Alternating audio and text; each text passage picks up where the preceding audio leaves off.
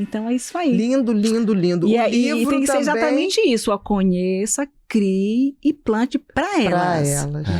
Para preservar. Conheça, Porque crie e plante para elas, né? Então, assim, é uma riqueza o sentido nossa, é esse. né? Então, se eu entendo o que elas representam, né? O fato de eu estar plantando, ajudando com que ela permaneça pegando os alimentos essenciais. Se for, primeiro que não tem que desmatar nada, mas se for, por exemplo, uma pessoa comprou um terreno, aí tem que tirar a parte para fazer uma parte para fazer a casa, legalizado. Sim. Veja se os não troncos, tem uma colônia se não tem uma colônia, porque aí chama as pessoas para salvar aquela colônia. Você chega lá no Polo Dourado, você vê troncos, você vi mais de 200 famílias de abelhas que foram retiradas em área de supressão.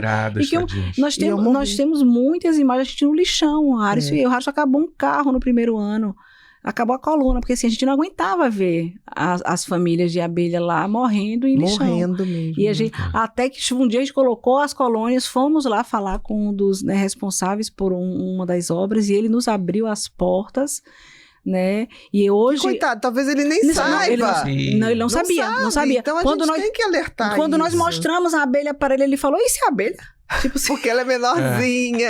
Exatamente. Harrison, isso é abelha. Isso é abelha. Tão importante quanto aquela que você... Até mais importante. Aquela que te pica. É nossa, né?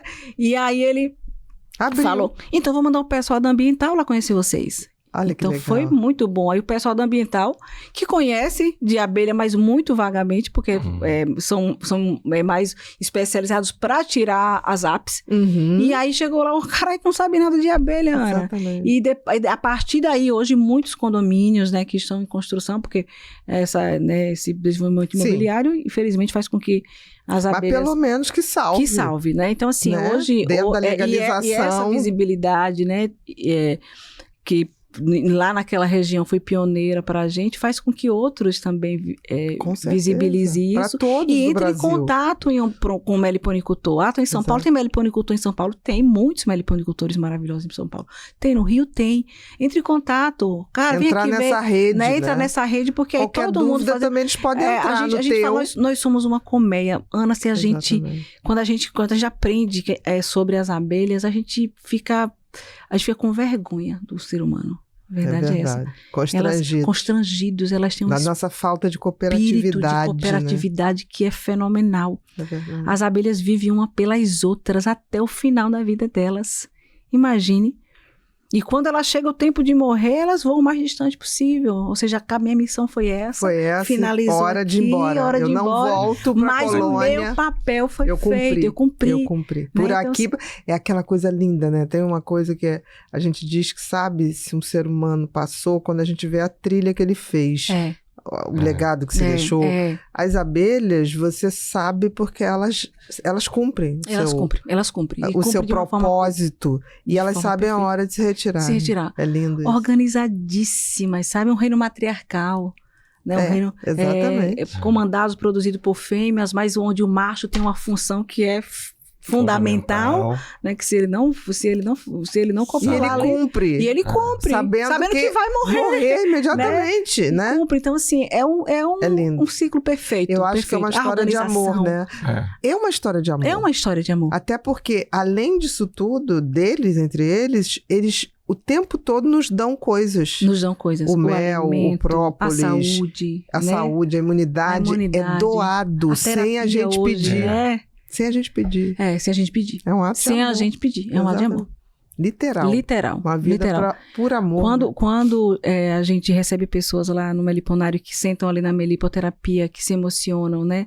Que choram, a gente entende o propósito, né? Tem final do dia assim que a gente deita ali na cama olhando as imagens, né? E a gente se emociona, que a gente fala, poxa, como é bom saber que a gente está fazendo algo, né? Que está contribuindo, e a coisa, né, que eu achei tão mais amplamente. Bonita, Ana, é que na hora que a gente bota ali a mão e elas vêm, a gente entende que faz parte da natureza. A gente não é nem mais nem menos. Nem menos. É nem quase como se a gente fosse uma árvore. Isso, e elas estão ali. E elas estão ali. E voltas. Aconteceu algo, Ana, que foi assim...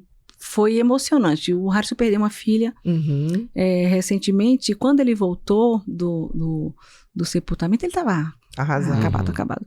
E ele recebeu a visita dos amigos, o Meliponário de Pará, o Daniel. E o Dan tem esse vídeo lá.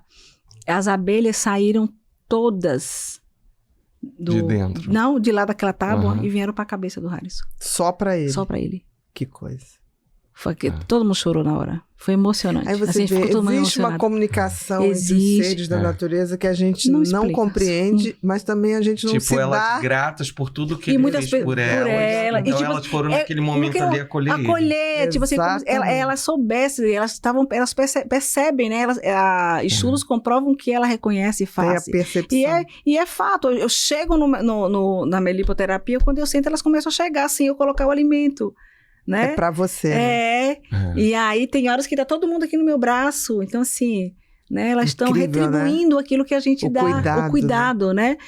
Como isso a gente não sabe. Existe um processo na meliponicultura e na apicultura, que é a troca de rainha, onde você precisa, em um certo momento, matar a rainha se ela não estiver produzindo. A gente nunca conseguiu fazer isso. Não dá. E mas Ana, você vai... Aí eu falei, a natureza, ela vai se encarregar de fazer a parte dela. Eu não me sinto à vontade de interferir para matar, né? Então, assim, o nosso negócio, mas vai muito além disso, né? O que as abelhas fizeram, né? Através da volta do Harrison, através hoje da nossa qualidade de vida, sabe? Nos proporcionar estar hoje aqui com vocês, gente. Não, o que pode fazer de saúde para as pessoas, né? Porque é saúde, gente. É saúde. A gente está falando de algo que no primeiro momento pode pensar, nossa, abelha... Não, gente, é saúde. É saúde. E como um todo, né? A pessoa que cria abelha, ela se torna uma pessoa mais sensível.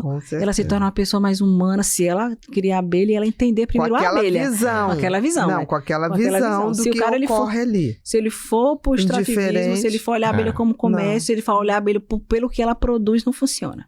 Né? Ela é importante. Você tem uma ideia, ela produz a forma que a gente trabalha, ela tem a forma racional, ela tem o excesso, né? Que é a melgueira. A gente percebe, tem abelha que é farturenta, como a gente fala, né?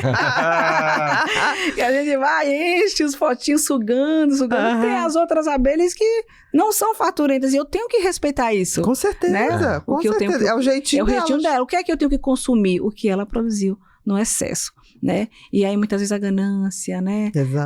Faz com que tire tudo e se ache o dono, e não é bem por aí. Não somos dono de nada, né? Eu falo, isso que eu achei mais lindo, assim. Não somos. A gente se sente parte ali. Literalmente. Isso talvez seja o Harrison fala, o pessoal, os meliponicultores que trabalham, né, com genética, né, que são especialistas fantásticos, falam, mas Harrison, é necessário matar a abelha.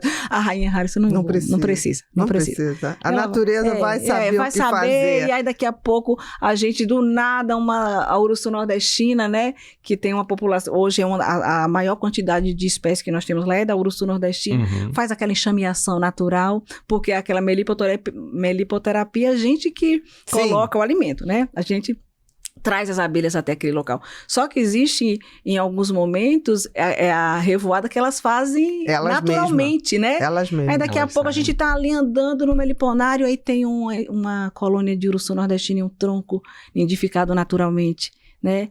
Aí a gente percebe, está fazendo efeito, porque a gente é um dos propósitos, reintroduzi-la, e elas estão felizes.